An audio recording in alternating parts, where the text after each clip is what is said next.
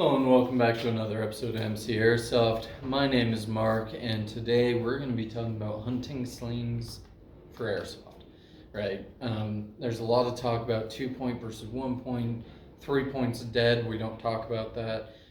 But I guess unless you're doing that good, 80s, 90s SAS kind of look, but it's a garbage design for modern use. But hunting sling. And now, what do I mean by a hunting sling? Because of course they come in every shape and size, but something that is obviously a sling, right? That has 2 points of contact, so it'll clip onto the front, clip onto the back, wherever you want it. 2 points of contact, and has a nice padded rubber thick sling, whatever material you use. This one has foam with a rubber coating on the inside. My other one that's on one of my real ARs, this one I pulled off my real shotgun. But my other one is solid rubber. It's kind of a perforated sleeve thing that slides on. Doesn't really matter. What it means, though, is that it is a rubber coating or a rubber coated pad, essentially. That one, again, is entirely rubber. This one has foam. It doesn't really matter, but it is a wider surface. You actually see similar things to this being used by the military for larger weapons. You're talking saws, you're talking 240s. Talking the big guns, right? Things that are going to be heavy. Because what this pad does is it distributes the weight, number one. So instead of having this 1-inch-ish piece of nylon digging into your shoulder, right? And it's a little bit, rougher than the foam padding. So it might rub it too, it might rub your shoulder raw, something of that nature. It's not going to feel good on a protracted walk, hike, movement to contact, whatever you want to call it. This is good for retaining your weapon. So like CQB, you're only going to be carrying it for 15 to 30 minutes kind of thing. That's fine because mostly it's there. Slings really have two purposes. One is to stop your gun from hitting the ground, whether that's because you're transitioning to your pistol or you are climbing up a ladder, something like that, something that just keeps it connected to your body. And two is for carrying the gun. So that might be, again, you transition to your pistol, you need something to carry your rifle so you can, maneuver with your pistol, whatever the case is. So if an example might be that this is a DMR. I have a 50-foot engagement distance with my local play group with this because it's not shooting 550, it's shooting about 470. So it's about 50 foot. If it was shooting over 475, then it bumps up to 100-foot engagement distance. Same with bolt actions, longer engagement distances. Maybe your saw, because it's full auto, maybe your field says longer engagement distances. That's going to be up to you, or that's going to be up to the field you're at. So I might have to transition to my pistol. So I want something to carry, right? If I'm doing protracted CQB and I bring a DMR. Why? Because I'm not smart. And I didn't think that all the way through. Or maybe my job for my team, if I'm in a team, was to provide cover and long distance support so we could move to the CQB area. And then I'm switching to a pistol, I'm switching to a subgun, I'm switching to little cut down shotgun, whatever the case is. Maybe I'm switching to a pistol like I personally do. So I sling that. I want it with me. I don't want to lose it. And I need to carry it, but I don't want to use my hands to do it. So I have two hands. Maybe I need to open doors, move aside brush, open a window, slide a couch. I don't know what the case is. Depends on where you're at, what you're doing. But I need both hands, or maybe just a more stable shooting platform so I can take longer shots with my pistol or whatever the case is. But either way, I can't use that, but I need it with me. I'm not just going to leave it somewhere. So sling, right? Or another example might be that you are on a recce type mission where you're on a nature walk, essentially. You're walking long distance. You don't expect contact. Maybe you're carrying a lighter magazine load to lighter gear comparatively to like CQB or whatever. You're doing long distance reconnaissance or patrolling, and you want to have your rifle there, but you don't necessarily need it in your hands. I do recommend for most of those scenarios to have it in your hands, but different cases, maybe you're going through washes or riverbeds, whatever you want to call it. Maybe you have to climb a tree so you can get binoculars or scope and you can see what you're doing. You have to climb a ladder. Maybe you're descending down a rock face. Maybe you're rappelling, right? A lot of these get into more milsim type things, but kind of get the idea. It is, I need my hands free. Or at least one hand free, and I can't hold my rifle, or I don't want to hold my rifle. Maybe you're walking 6 miles. You don't expect enemy contact. It's a movement to contact. Maybe you're rucking in. Maybe you're patrolling, maybe you're gathering intel. You aren't expecting contact, so you don't have your rifle up, because in a lot of these airsoft engagements, unless you really walk up on someone, or their sniper rifle, air quotes, sniper rifle, is really dialed in, generally speaking, you're either going to be shot in the first contact, or you're going to have time to get your rifle out. Now, how do you put these on? And I'm going to put this one in particular on my Mark 18 here, even though that's probably not the best idea. A lot of the times you'll have these kind of clips. Okay, let me put that down for a second.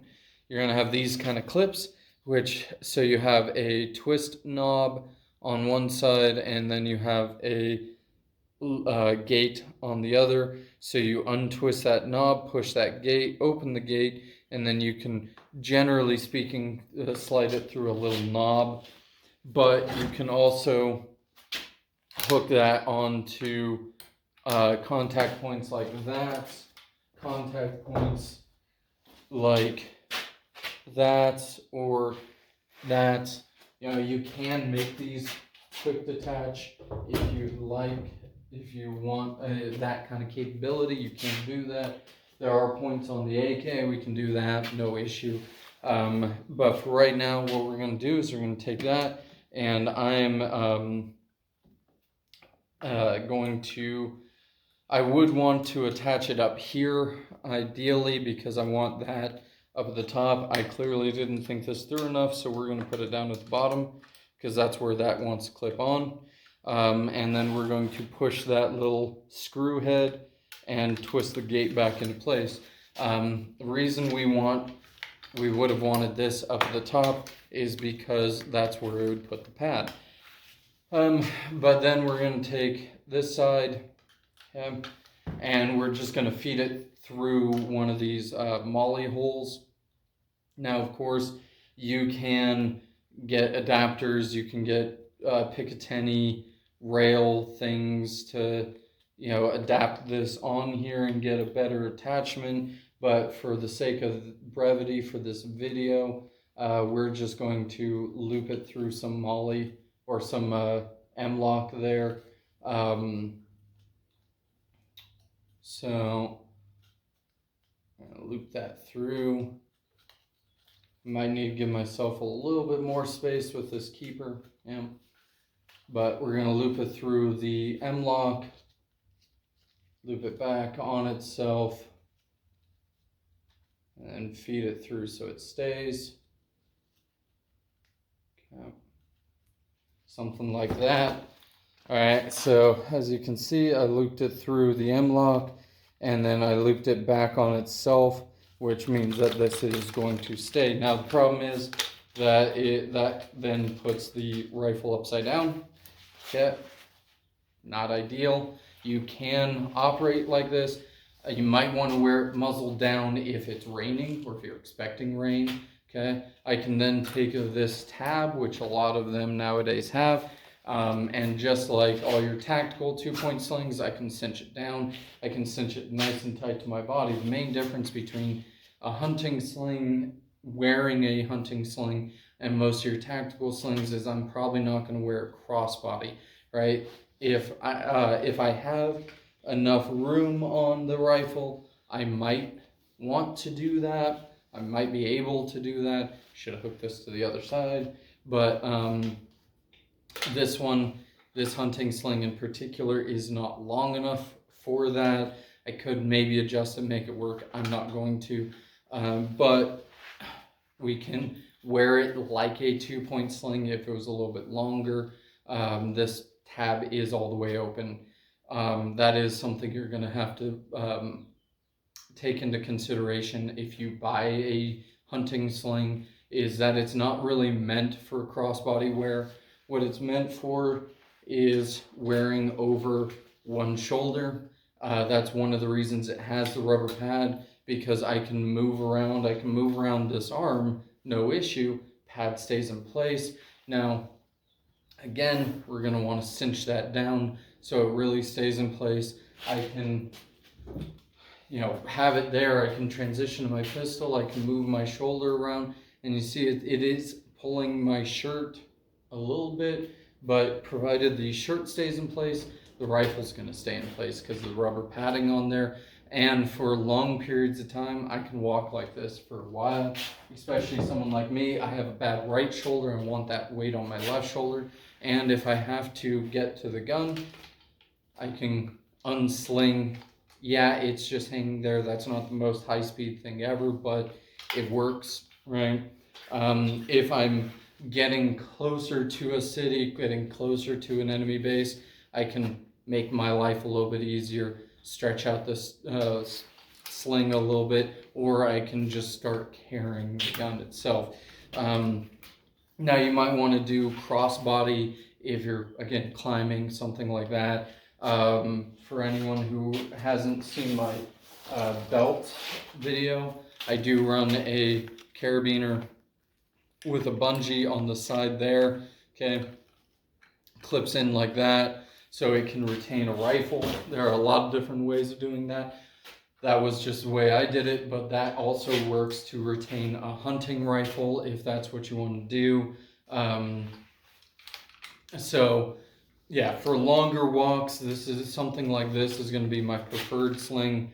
Again, I would like it the other way around with the pad at the top, because then from there, grabbing the buttstock, I can come out a lot easier, right? If it's over the top, okay, I have to grab the magwell with my left, grab the rail with my right, swim out, grab the pistol grip with my left. I am a left-handed shooter for rifles.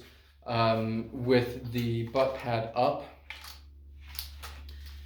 I can, or with the pad on top, I could just reach across, swim out, grab, and it's a lot easier, it's a lot faster.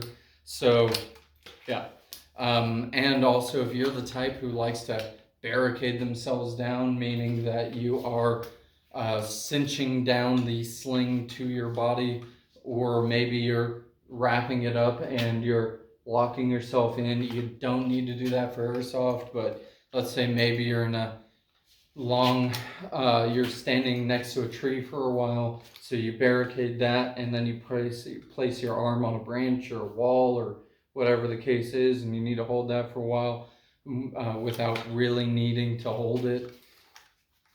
That might be an option for you as well. See a lot of people going over like the VTAC sling or the Viking tactical sling, and things like that. They're essentially taking the same idea, making it a little bit better depending on your point of view, and about double the cost, depending. So if that's what you want, great. I'm not knocking those products at all. They're good products from what I've seen, but this might be a little bit more budget option. Honestly, I like these better for like your bolt guns, your longer guns like that. I can't, again, this is short, so maybe it's not going to be better for some guns. I have to drop the sling, at least for ones of this length. I have to drop the sling in order to start using the rifle, so that's a downside. But the nice part is that big, thick pad. So if you're going to be carrying it for long periods of time, maybe that's going to be the right option for you. Anyway, until next time, stay safe, stay hydrated.